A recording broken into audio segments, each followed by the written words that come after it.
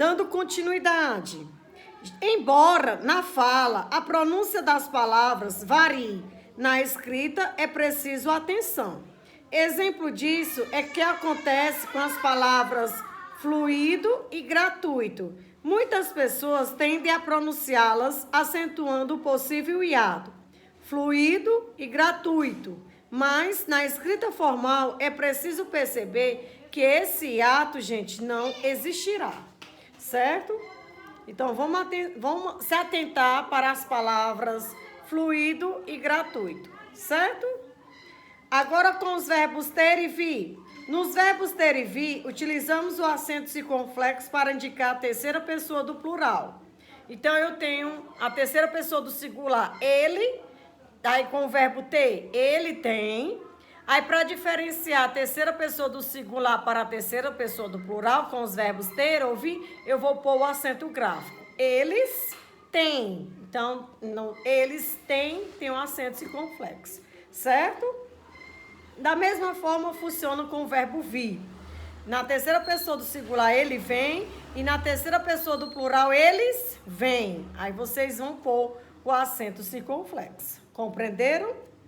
Assim, na prática, esse é um acento diferencial, isto é, o acento que, em muitas situações escritas, indica se o verbo se relaciona com a terceira pessoa do singular ou do plural. Observe, as provas são sempre muito cansativas, vem sempre de vez. Gente, vem, está se referindo, né, a elas, as provas do gênero feminino. Se está no plural, então esse verbo vem, receberá o acento circunflexo, certo?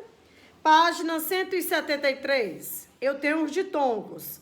Devemos acentuar a vogal dos ditongos abertos ei, eu, oi, quando tônicos, em palavras oxítonas e monossílabas. Observe. Quando chapéu, qual é a sílaba mais forte, pessoal? É só pronunciar. Chapéu. Quando ela já é acentuada, fica bem mais fácil de vocês identificarem. Não precisa nem estar pronunciando. Pelo acento, você vai saber que é a sílaba mais forte, a sílaba tônica, certo? Então, quando for a última sílaba, a mais forte, eu vou chamar de oxítona. E esse ditongo aberto, eu, receberá o acento gráfico. Réu, réu, só tem uma sílaba, então eu vou chamar de monossílabo, certo? E aí vai receber o acento gráfico devido ao ditongo aberto, eu. Rói é monossílabo tônico, como rói é um ditongo aberto, você vai pôr o acento gráfico. Pastéis, pés, né?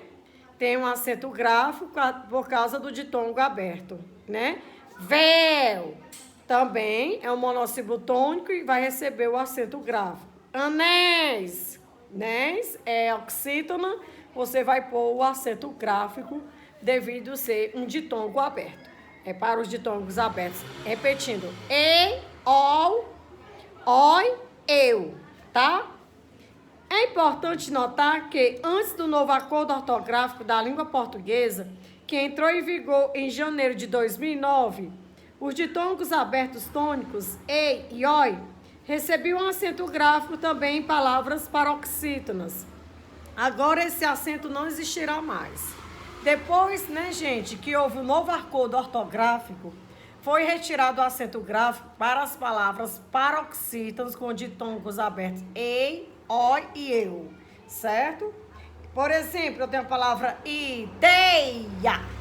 Eu tenho uma paroxítona, ei, né? Não colocarei acento, porque é uma paroxítona. Ela deixará de ser acentuada. Boia. Boi é paroxítona, certo? Se é uma paroxítona, esse ditongo aberto não receberá mais o acento gráfico, porque é uma paroxítona. Heróico é uma paroxítona, esse ditongo aberto oi não receberá o acento gráfico. Assembleia é uma paroxítona ei, certo, gente? Não receberá mais o acento gráfico. Plebeia, também da mesma forma, como é uma paroxítona, esse ditongo aberto ei não receberá mais o acento gráfico, certo? Outras regras de acentuação. Antes da nova ortografia entrar em vigor, algumas palavras paroxítonas possuem acento gráfico para serem diferenciadas de outras também paroxítonas. Agora, com exceção de pode e forma. Esse acento não existe mais. Aí, como era? Aí você vê, né? Para indicar que é um verbo, era acentuado. E para, sem o acento, era uma preposição. Aí, pelo, né? Para indicar que é um substantivo, tinha um acento circunflexo. Pelo era uma preposição. Aí, assim vai, né? Polo, tempera, né? Antes da nova reforma ortográfica, essas palavras recebiam acento gráfico para fazer a diferenciação. Mas hoje não precisa mais. Como é que eu vou saber, professor? Quando é verbo, quando é substantivo, quando é preposição. Sabe como? Pelo contexto, gente. Você vai saber o papel que cada palavra vai exercer esta função, certo? Antes do novo acordo, também eram acentuados os hiatos, e o. Agora, não os acentuamos mais. Quando você vê uma palavra, gente, com as vogais dobradas, o, formando hiato, você vai deixar de colocar o acento gráfico. Você não colocará mais o acento gráfico. Por exemplo, enjoo, formou hiato, as vogais são dobradas, você não porá o acento circunflexo. Da mesma forma, as vogais se dobraram, certo, gente? Vocês não vão pôr mais o acento gráfico. Lembrando a regra que vimos sobre as letras I e U. Em hiato, antes da nova ortografia, elas eram acentuadas também quando antecedidas de ditongo. Agora, esse acento também não existe mais.